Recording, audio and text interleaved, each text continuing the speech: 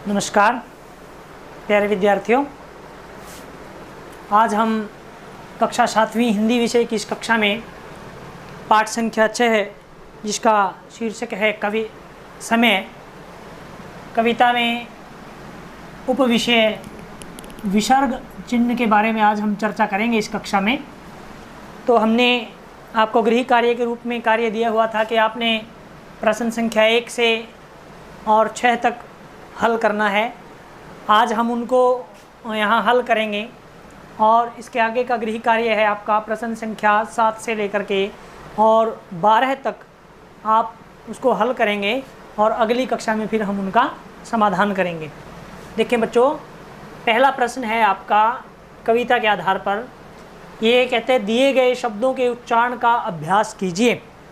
बच्चों, सबसे पहले हम चर्चा करते हैं इसका जो उपविषय है विसर्ग चिन्ह। विसर्ग के विषय में वैसे तो हम पिछली कक्षाओं में पढ़ चुके हैं। विसर्ग क्या है? विसर्ग अयोगवाह कहलाता है। तो विसर्ग का जो उच्चारण है वो बच्चों ये होता है विसर्ग का चिन्ह। इसका उच्चारण जो है वो ह के समान होता है और उच्चारण स्थान होता है बच्चों इसका कंठ। उच्चारण स्थान होता है कंठ। ह के समान इसका उच्चारण है। जैसे ह को बोलते हैं ऐसे इसका उच्चारण होता है। उदाहरण के लिए दी समझें तो मान लो मैंने लिखा राम, राम के आगे लगाया विसर्ग। अब हम इसको बोलेंगे रामः, रामः। तो ह के समान इसका उच्चारण है। तो पहला जो प्रश्न है उसमें है, कविता से कुछ पंक्तियाँ दी गई हैं कि एक बार जो पल बीता वह कभी हाथ नहीं आता और टूट डाल से पात गया जो पुनः कहाँ जुड़ता है। तो इसमें कहा है कि ऊपर दी गई पंक्तियों में पुनः शब्द में विसर्ग चिन्ह का प्रयोग किया गया है। विसर्ग का उच्चारण लगभग ह के समान होता है। तो बच्चों आप ये ध्यान रखेंगे कि ह के जैसे इसका उच्चारण स्थान होता है, उच्चारण होता है। उच्चारण स्थान है कंठ। तो अब ये विसर्ग से युक्त कुछ शब्द दिए गए हैं प्रश्न संख्या 1 में। तो हमने इनका उच्चारण करना है। इसको बोलेंगे अधः, अधः। दूसरा है बच्चों परिणामतः। परिणामतः का अर्थ होता है परिणाम स्वरूप। अधः का अर्थ होता है नीचे। नमः, नमः का अर्थ होता है नमस्कार। मनः, मन। प्रातः काल सुबह का समय और पुनः दोबारा। तो इनको हम बोलेंगे अधः, परिणामतः, नमः, मनः, प्रातः काल, पुनः। क्योंकि ह का उच्चारण जो है कंठ विसर्ग का जो उच्चारण है वो ह के समान है, इसीलिए इनमें जहाँ भी विसर्ग जुड़ा है वहाँ ह के समान ध्वनि आएगी। दूसरा प्रश्न है बच्चों, दिए गए प्रश्न शब्दों में उचित स्थान पर विसर्ग चिन्ह लगाइए। जैसे पहला शब्द है अत, इसमें आएगा अतः। अतः का अर्थ होता है इसलिए। फलतः, फलस्वरूप। इसमें आएगा बच्चों अंतःकरण। अंतःकरण का अर्थ होता है हृदय। इसमें आएगा बच्चों संभवतः और प्रायः और विशेषतः। विशेषतः अधिकतर इसका प्रयोग जो है शब्द के अंत में होता है, लेकिन कभी कभी बीच में भी होता है, जैसे अंतःकरण और प्रातःकाल। अगर यहाँ देखें तो मूल रूप से दोनों जो है अलग अलग शब्द हैं, अंतः और करण। तो दोनों के बीच में इसका प्रयोग हुआ है। एक संधि पद है और संधि का एक नियम यहाँ काम करता है जिससे दोनों पद मिलते नहीं हैं। विसर्ग जो है ज्यों का त्यों रहता है। उसके बारे में हम कभी फिर जब संधि पद पढ़ेंगे, जब उपविषय को पढ़ेंगे तो उसके बारे में चर्चा करेंगे। प्रश्न संख्या 3 देखेंगे बच्चों। दिए गए वाक्यों में से मोटे काले शब्दों की जगह विसर्ग चिन्ह वाले, ध्यान रखना है, विसर्ग चिन्ह वाले उचित शब्दों का प्रयोग कीजिए। जैसे पहला वाक्य है आपका, इसमें है तुम अपनी दुविधा को बिना किसी संकोच के हमें बताओ, बिना किसी संकोच के। इसमें लिख देंगे हम बच्चों निःसंकोच, विसर्ग जोड़ देंगे, उपसर्ग जोड़ देंगे इसमें निःसंकोच, क्योंकि इसने कहा है विसर्ग चिन्ह वाले उचित शब्द का, कि जो इसका अर्थ भी प्रकट करता हो और जिसमें विसर्ग चिन्ह का प्रयोग भी हो, ऐसे शब्द का प्रयोग इसके स्थान पर करना है और वाक्य को दोबारा लिखना है। इसीलिए का हमने अभी पढ़ा अतः है, इसलिए का लिखेंगे अतः। इसमें है कि इसलिए महंगाई की समस्या को समूल नष्ट करना अति आवश्यक है। इसमें लिखेंगे हम अतः महंगाई की समस्या को समूल नष्ट करना अति आवश्यक है। गंगू ने भ्रष्टाचार फैलाया, परिणाम स्वरूप पकड़ा गया। परिणाम स्वरूप की जगह लिखेंगे परिणामतः।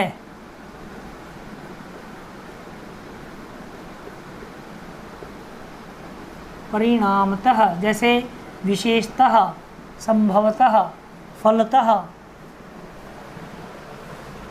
परिणामतः का अर्थ परिणाम स्वरूप, कि उसने भ्रष्टाचार फैलाया जिसके कारण वह पकड़ा गया, जिसके परिणाम स्वरूप वह पकड़ा गया। अक्सर देश में अक्सर सभी वस्तुओं के दाम बढ़ जाते हैं।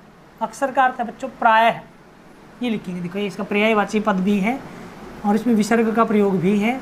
हम लिखेंगे प्रायः, आम तौर पर।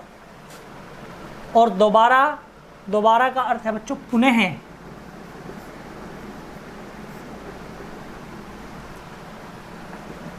और ये अंतिम वाक्य है, इसमें कोई संदेह नहीं है कि तुमने अच्छा काम किया। निस्संदेह इसमें आएगा, यह निस्संदेह है कि आपने अच्छा काम किया। इसमें विसर्ग भी है और ये इसका उचित अर्थ भी देता है। तो ये प्रश्न संख्या आपका 3 है। प्रश्न संख्या 4 में बच्चों क्या है? प्रश्न संख्या 4 में एक गद्यांश दिया गया है जिसमें जातिवाचक, भाववाचक और व्यक्तिवाचक संज्ञाएं छांटकर आपने अलग अलग लिखनी है। ये प्रश्न हम जो है चौथी कक्षा से करते आए हैं, इसलिए ये प्रश्न आप स्वयं करेंगे। मैंने लिखा है कि इससे संबंधित जो प्रश्न है ये विद्यार्थी स्वयं करेंगे। इसमें 3 भागों में इस प्रश्न को बांटा है। जातिवाचक को छांट करके आपके जातिवाचक के नीचे लिखना है, व्यक्तिवाचक संज्ञा पदों को छांट करके व्यक्तिवाचक के नीचे लिखना है और भाववाचक संज्ञा पदों को छांट करके भाववाचक के नीचे लिखना है। ये आप स्वयं करेंगे। और प्रश्न संख्या 5 है बच्चों, इसमें क और ख 2 भाग दिए हैं, दोनों को आपने दोनों खंडों को मिलाना है। तो जैसे इसमें है पुत्री, पुत्री के लिए पर्यायवाची शब्दों का जो इसमें दिए हुए हैं आप लिखेंगे सुता, तनया, बेटी। जो इसमें दिया गया है, सुत होता है बेटा और सुता होती है बेटी, तनया और बेटी ये पुत्री के पर्यायवाची पद हैं। ये दिए हैं, आपने मिलाना है केवल इनको। असुर के लिए आ जाएगा दानव, दैत्य, धनुज, निशाचर। दैत्य, दानव, धनुज और निशाचर। निशाचर का अर्थ होता है निशा में आचरण करने वाले, अर्थात रात्रि में। निशा का पर्यायवाची होता है रात्रि। गंगा के लिए प्रयुक्त है यहाँ भागीरथी, देव नदी, सुरसरी।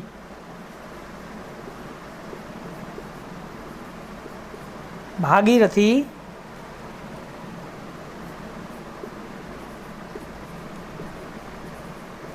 देव नदी और है सुरसरी। ये बच्चों इसके पर्यायवाची हैं। मैं फिर बता रहा हूँ, ये दिए हुए हैं आपकी पुस्तक में, आपने केवल इनको क और ख जो खंड हैं उनमें से एक दूसरे के सामने पर्यायवाची शब्द दिए हैं, उनको मिलाना है। पृथ्वी के लिए दिया है बच्चों यहाँ अचला, धरती, धरा, वसुधा। अचला का अर्थ होता है जो चल नहीं सकती, धरा, वसुधा और धरती, ये सभी जो हैं पृथ्वी के पर्यायवाची हैं। और देवता अंतिम शब्द है देवता, इसमें आ जाएगा देव, सुर, अमर, अजर। देव, सुर का अर्थ भी बच्चों देव होता है, देवता। अजर का अर्थ होता है जो कभी बूढ़ा ना हो, और अमर का अर्थ होता है बच्चों जो कभी ना मरे। तो ये पर्यायवाची है देवता के। और छठा प्रश्न है बच्चों, उचित विलोम शब्द पर घेरा लगाइए। एक छठे प्रश्न में एक शब्द दिया गया है, उसके सामने 4 शब्द दिए गए हैं, 3 शब्द दिए हैं, जिनमें से एक सही है, 2 गलत हैं। तो आपने सही को छांटना है। जैसे और विलोम होना चाहिए वो इस दिए हुए शब्द का। जैसे उपकार से बनेगा, उप की जगह बच्चों अब उपसर्ग जुड़ जाएगा, अप बन जाएगा अपकार। उपकार का मतलब होता है भलाई करना, अपकार का अर्थ होता है बुरा करना। उदार का बन जाएगा बच्चों अन, अन जुड़ जाएगा इसमें उपसर्ग, अनुदार, अनुदार। ये भी दिया हुआ है, आपने छांट करके लिखना है। इसके बाद है साकार। साकार का बच्चों बनेगा निराकार। साकार का मतलब होता है आकार सहित, और निराकार का अर्थ होता है बिना आकार के। इसमें निर उपसर्ग है। नवीन का अर्थ है बच्चों नया, और नवीन से बन जाएगा प्राचीन। प्राचीन का अर्थ है पुराना। और उदय का अर्थ होता है निकलना, और इसका विलोम बन जाएगा अस्त। अस्त का मतलब है छिपना। और का अंतिम दिया है कायरता। कायरता का बन जाएगा बच्चों जो दिया है वीरता।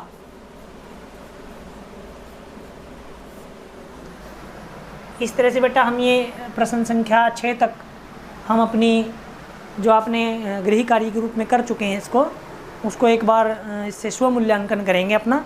और जो प्रश्न में कहीं अगर आपके कोई गलती है तो उस गलती को ठीक करके दोबारा पेंसिल से उसको ठीक करके लिख लेंगे। और अगले प्रश्न जो है 7 से 12 तक वो आप हल करने का प्रयास करेंगे। अगली कक्षा में हम उनका भी समाधान करेंगे। तब तक धन्यवाद।